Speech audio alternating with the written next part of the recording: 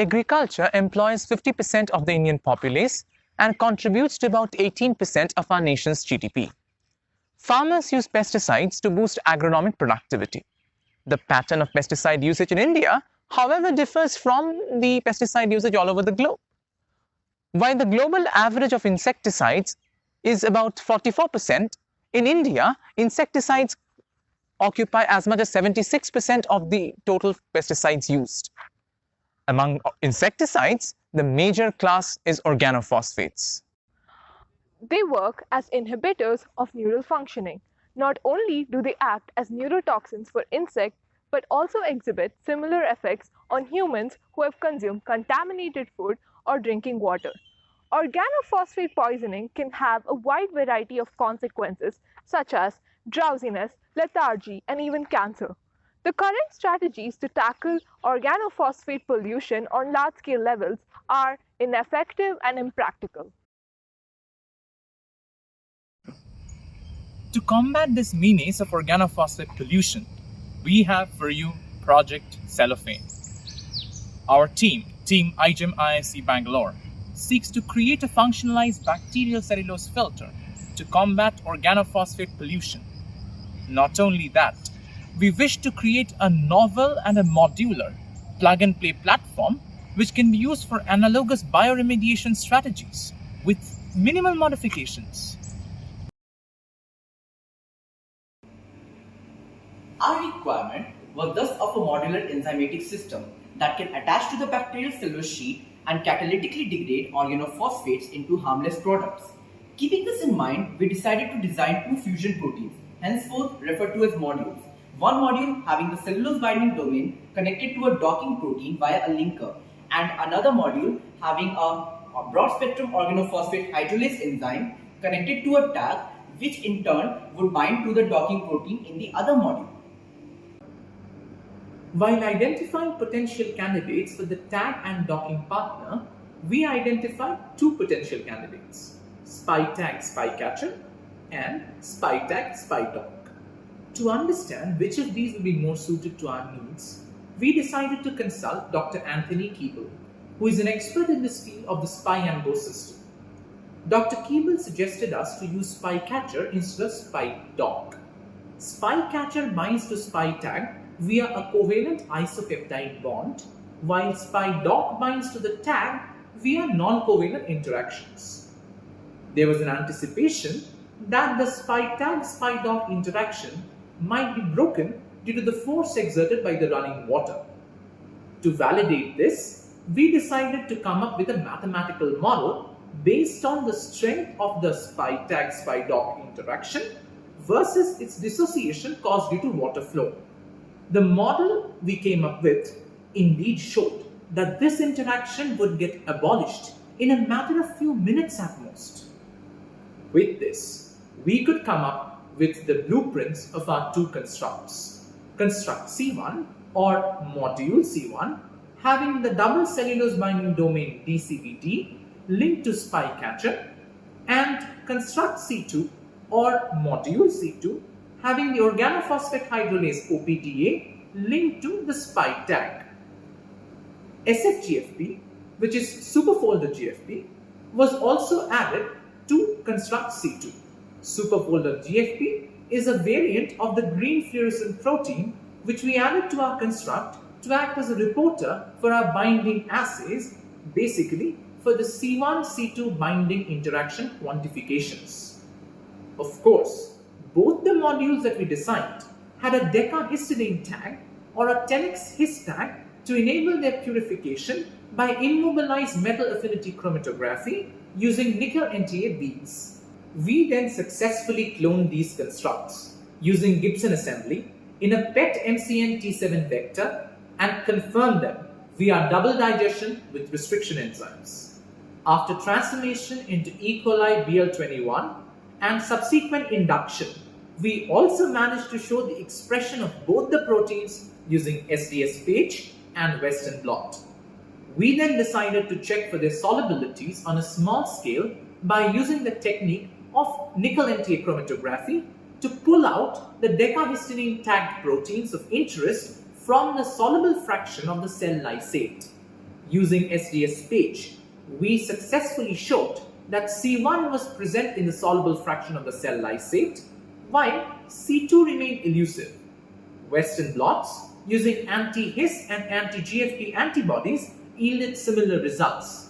The pull down of C2 was performed again with an anti-GFP nanobody coupled to GST-tagged glutathione saccharose beads and subsequent SDS page. Bands corresponding to C2 were still not observed. We anticipated that this might have been due to proteolytic degradation of our protein of interest. On the suggestion of experts, we decided to remove SFGFP from C2 to produce C2 2.0. SFGFP is known to occasionally render proteins insoluble. Furthermore, to test whether the protein is indeed getting degraded or not, we decided to culture our chassis in two different media, Luria broth LB and terrific broth. Terrific broth is known to prolong the log phase of bacterial growth and avoid buildup of alkalinity during culturing, thereby leading to lower chances of proteolytic degradation. We also performed the induction under lower temperatures to further minimize the chances of degradation of our protein of interest. We adopted a single spectrophotometric assay to test for enzymatic activity. The organophosphate Coumaphos, which is one of the organophosphates allowed for usage in India, is degraded by OPDA to produce chlorpheron. Chlorpheron shows an absorbance maximum at 348 nanometer. On performing assays with our crude lysate, we could show that the highest readout occurred for C2 2.0 in terrific broth, implying that significant amounts of the active OPH enzyme were indeed present in it. This establishes our proposed solution, at least on a proof of concept level. However, even when we tried purifying C2 2.0 using nickel NTA chromatography and using SPI-DOC linked agarose beads to pull out the SPI tagged protein C2 2.0, we were unsuccessful. To understand what might have gone wrong, we consulted Professor Raghavan Varadarajan, who is a renowned structural biologist and protein biochemist. He suggested that the hydrophobic signal sequence of OPDA might be the source of this problem.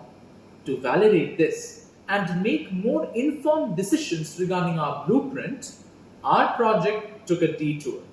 We used AlphaFold for protein structure predictions and identified the signal sequence to be a hydrophobic, intrinsically disordered region.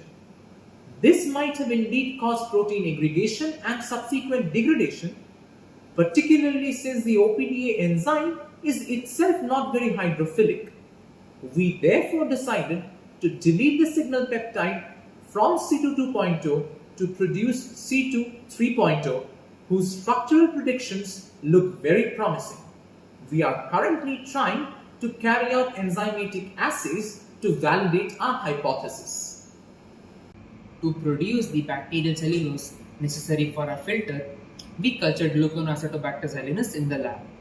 When our initial attempts did not work out, we sought the help of experts.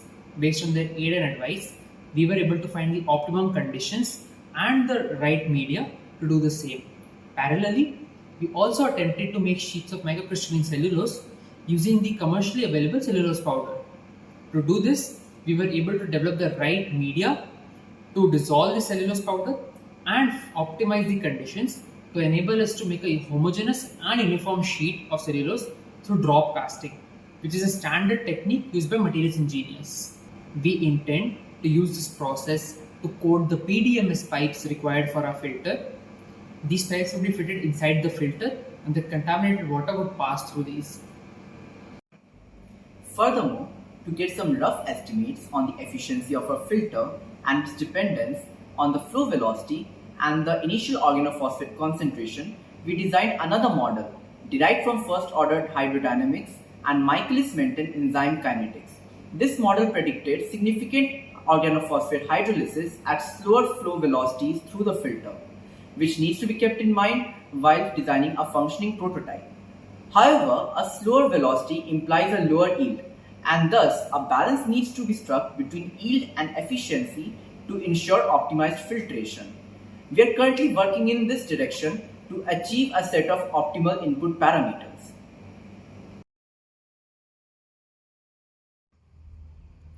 For Project CellOPHane, we have adopted a human-centered design that leads to integration with the key stakeholders and the end users throughout the project.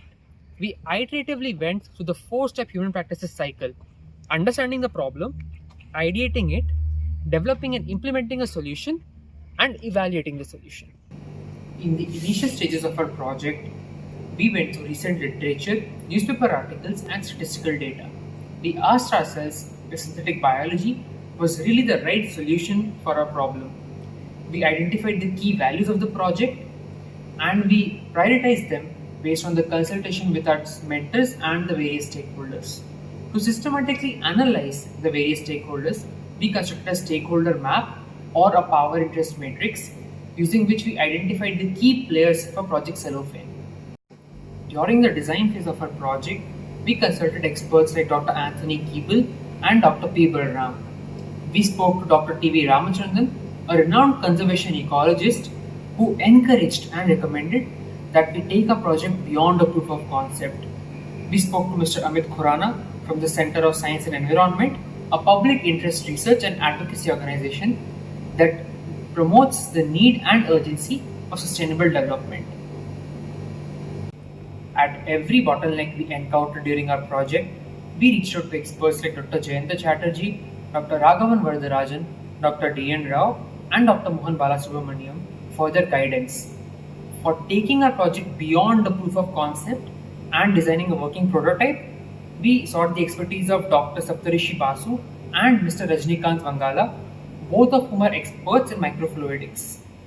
We also reached out to the entrepreneurial and biotech startup ecosystem through the Bangalore Bioinnovation Center to understand and be able to appreciate the various dimensions concerning the scalability of our project.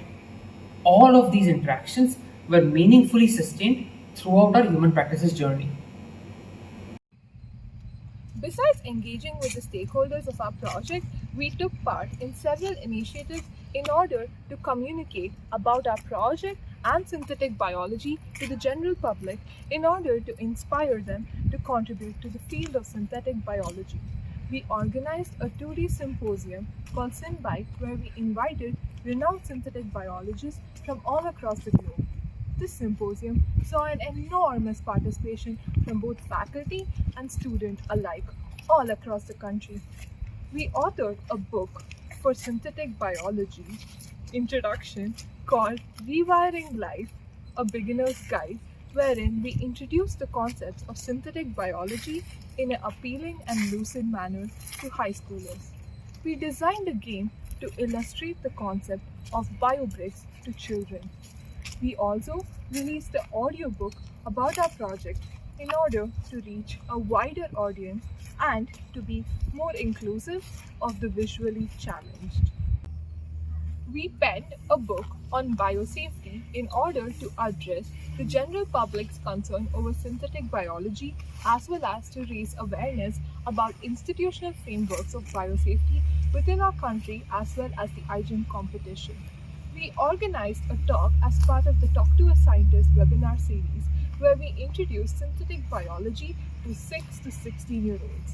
We also prepared an educational module consisting of presentations and worksheets for teachers to use as teaching material in order to ease the introduction of synthetic biology into school curriculum.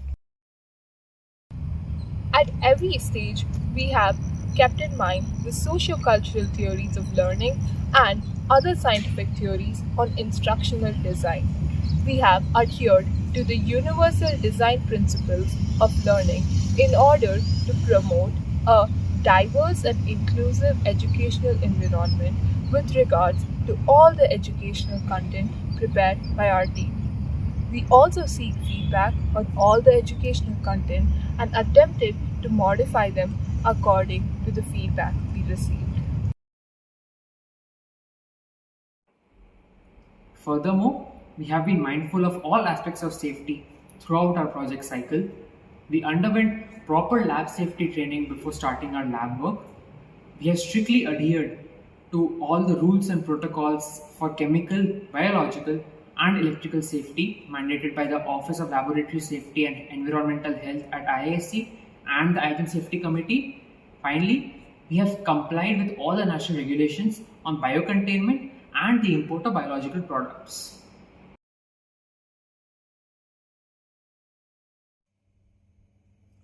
Going forward, we wish to build a functional prototype for our filter.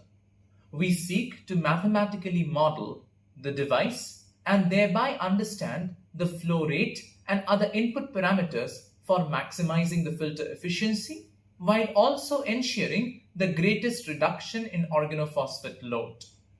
We also seek to mathematically model the limits of detection of our device in order to understand and make an informed choice about the possible sites of application of our device. Furthermore, we are interested in exploring other applications of our proposed filter device, particularly in the healthcare sector, where it can be used to deliver point-of-care treatment for individuals who have committed self-harm by organophosphate consumption by fitting some analog of our device in the hemodialysis machines.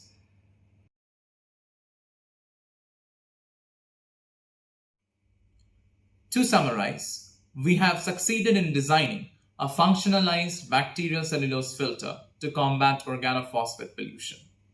We have cloned our constructs, expressed our proteins of interest, and showed enzymatic activity using crude cell lysate, thereby establishing our proposal firmly on a proof of concept level.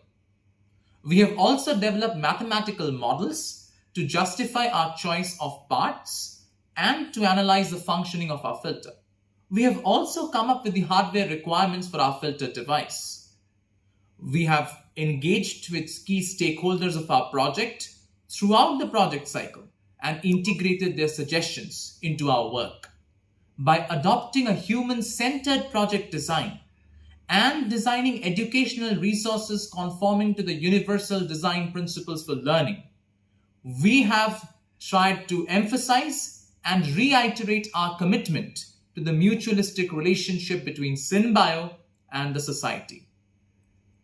Through our project, we have tried to advance towards the Sustainable Development Goals enunciated by the United Nations, particularly Goal 3, Goal 4, Goal 6, and Goal 14.